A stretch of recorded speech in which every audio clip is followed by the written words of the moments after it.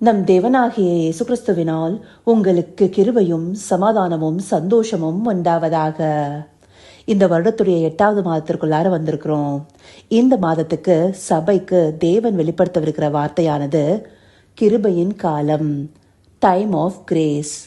கிருபையின் காலம் என்னன்னு பார்ப்பதற்கு முன்பாக கிருபைனா என்னன்னு பார்ப்போம். கிருபையின் அர்த்தமானது நமக்கு தகுதியோ திறனோ இல்லாத போதும் காண்பிக்கப்படுகிற தயவு, இரக்கம், அன்பு, பொறுமை, இப்படியெல்லாம் சொல்லலாம். அந்தபடியாக கிருபையின் காலம்னு சொல்லப்படும் போது இந்தப்படியான தயவு, இரக்கம், அன்பு, பொறுமை எல்லாம் ஒரு குறிப்பிட்ட காலம் வரைக்கும் காண்பிக்கப்படும். இந்த உலகத்தின் பார்வையிலிருந்து ஒரு உதாரணத்தை கொடுக்கணும்னா, பேங்க்ல சில நேரங்களில் லோன் வாங்கியிருக்கும் போது அதை கட்ட வேண்டிய டைம்குள்ளார கொடுக்க முடியலன்னா அதுக்காக எக்ஸ்ட்ராவா கொஞ்சம் கிரேஸ் டைம் கொடுப்பாங்க. அந்த காலம் நமக்கு கொடுக்கப்படணுங்கிறது அவசியம் இல்ல. ஆனாலும் ஒரு இரக்கத்தின் பேர்ல வாங்கின தொகையை திரும்ப செலுத்துவதற்கு இன்னும் கொஞ்ச நாள் கொடுக்கப்பட்டிருக்கு.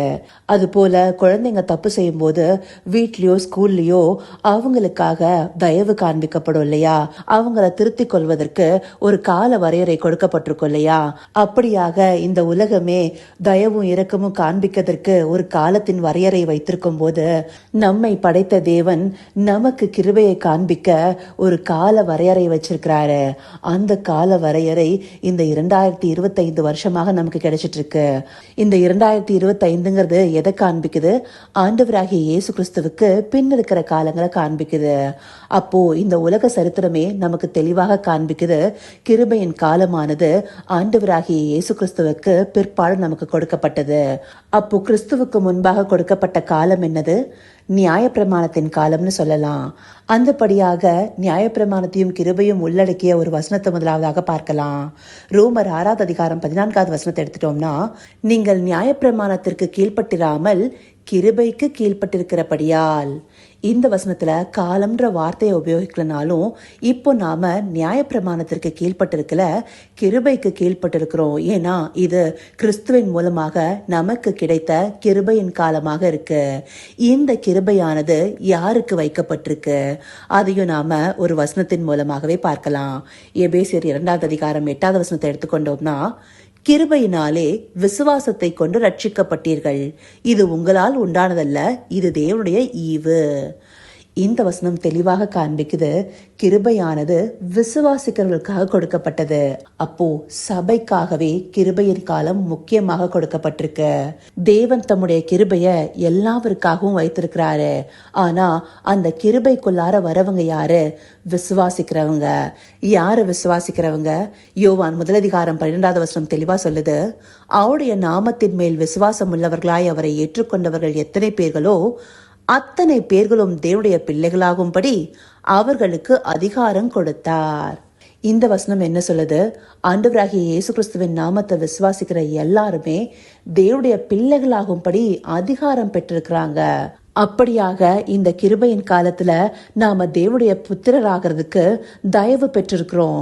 ஆதியில மனிதன் எப்போ பாவத்திலிருந்து விழுந்தானோ அப்போவே தேவனோடு இருந்த உறவு துண்டிக்கப்படுது. அப்படியாக இருந்த மனிதனை மறுபடியுமாக தேவனோடு ஒப்புரவாக்குவதற்கே ஆண்டவராகிய இயேசு கிறிஸ்து இந்த உலகத்துக்கு வந்திருக்கிறாரு. அப்படி அவரை விசுவாசிப்பதன் மூலமாக நாம தேவனுடைய புத்திரராகிறதுக்கு கிருபை பெற்றிருக்கிறோம். நாம தேவனுடைய புத்திரராகிறதுக்கு நாம ஏதாவது தகுதியோ திறமையோ பெற்றிருக்கிறோமா? நம்ம கிட்ட கொஞ்சமும் தகுதி இல்ல. எல்லோரும் பாவம் செய்து தேவ மகிமையற்றவர்களாக இருக்கும்னு சொல்லிட்டு ரோமர்ல வசனம் தெளிவாக சொல்லுது. அப்படி இருந்தும் நம்முடைய பாவத்தை தன் மீது சுமந்து கொண்டு நமக்காக தன்னை ஒப்பு கொடுத்த கிறிஸ்துவின் மூலமாக நாம இந்த கிருபையை பெற்றிருக்கிறோம்.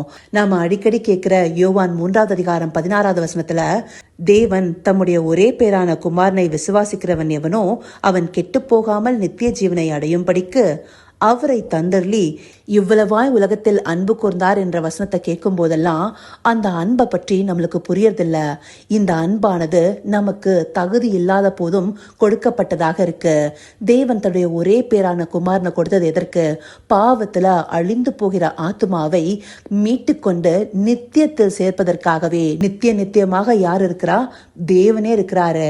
அப்போ அவரோடு சேர்த்து கொள்ளப்படுவதற்காக நமக்கு கொடுக்கப்பட்ட கிருபை எவ்வளவு பெரியது! இதை நாம உணர்றோமா? ஆண்டவராகிய இயேசு கிறிஸ்துவின் மூலமாக சபைக்கு இந்த கிருபை கொடுக்கப்பட்டிருக்கு. ஏன்னா விசுவாசத்தின் மூலமாக ஒருத்தர் என்ன பெற்றுக்கொள்கிறாங்க?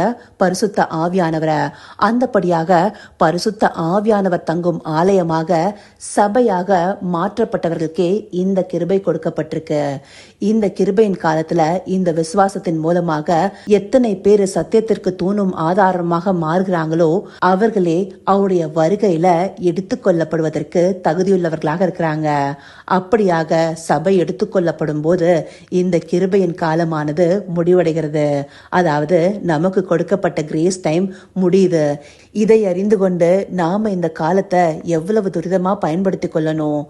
ஆண்டவருடைய வருகையோ நம்முடைய மரணமோ முந்திக் கொள்வதற்கு முன்பாக தான் நம்முடைய ஆத்மாவை ரட்சிப்புக்குள்ளார காத்து கொண்டு அவருடைய கிருபையை பெற்றுக்கொள்ள முடியும்.